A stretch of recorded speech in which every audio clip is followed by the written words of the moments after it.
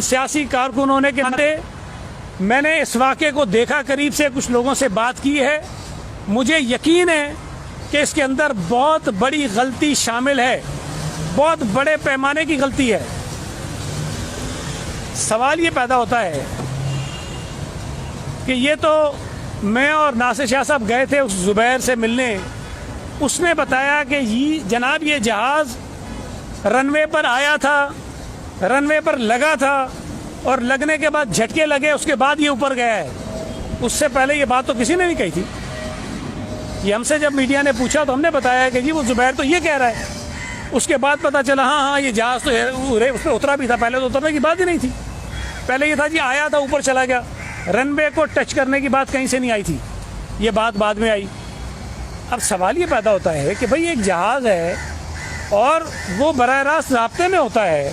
Airport पर जो civil aviation की अथॉरिटीज़ होती हैं, जो काम कर रहे होते हैं, टावर पे जो लोग होते हैं उनसे राब्ते में होता है, जो एक और कोई इनका रेडार वाले होते हैं उनसे राब्ते में होता है, और टावर वाले जहाज़ को देख रहे होते हैं, फिजिकली देख रहे होते हैं कि उसके टायर खुले हुए हैं कि नहीं खुले हुए हैं।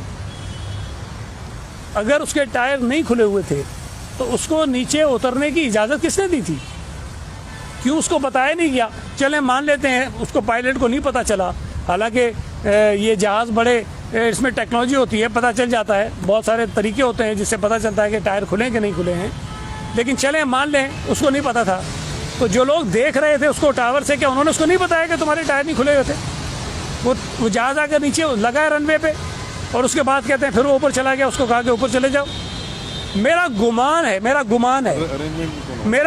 है ये कि देखें इस हालत में जब लैंडिंग होती है तो एयरपोर्ट पर फायर ब्रिगेड की गाड़ियां तैयार खड़ी होती हैं, एम्बुलेंसेस तैयार खड़ी होती हैं, फॉर्म तैयार पड़े हुए होते हैं और बहुत सारे इक्विपमेंट होते हैं, बहुत सारी तैयारियां होती हैं जो इस किस्म की लैंडिंग के लिए की जाती हैं। मेरा गुमान है कि शायद वो जहाज़ जब नीचे उतरा, जब लगा तो इनकी तैयारी कोई नहीं थी, उसको कहा गया कि तुम वापस जाओ। चलो जी वो वापस चला गया।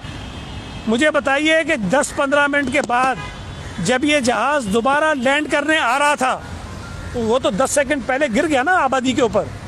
अगर 10 सेकंड उसको और मिलते, 15 सेकंड उसको और मिलते तो ये एयरपोर्ट के अंदर होता। क्या एयरपोर्ट के अंदर ये एम्बुलेंसेस तैयार थी? क्या एयरपोर्ट के अंदर ये फायर ब्रिगेड की गाड़ियां तैयार थी? क्या और जो इंतजाम किए जाते हैं इस तरह की इमरजेंसी या क्रैश लैंडिंग के लिए, वो एयरपोर्ट के अंदर थे कि नहीं थे? हमें तो नजर नहीं आए। अगर आपको पता हो तो कोई बता दे मुझे। ये कोताही नहीं है, नाअहली है, सिविल एविएशन की नाअहली है। वहां पर और जो इदारे होते हैं जो ये काम करते हैं, सारा इंतजाम करते हैं, उनकी नाअहली है। अपनी नाअहली को छुपाने के लिए अब ये उस पायलट के ऊपर डालने की कोशिश की जा रही है।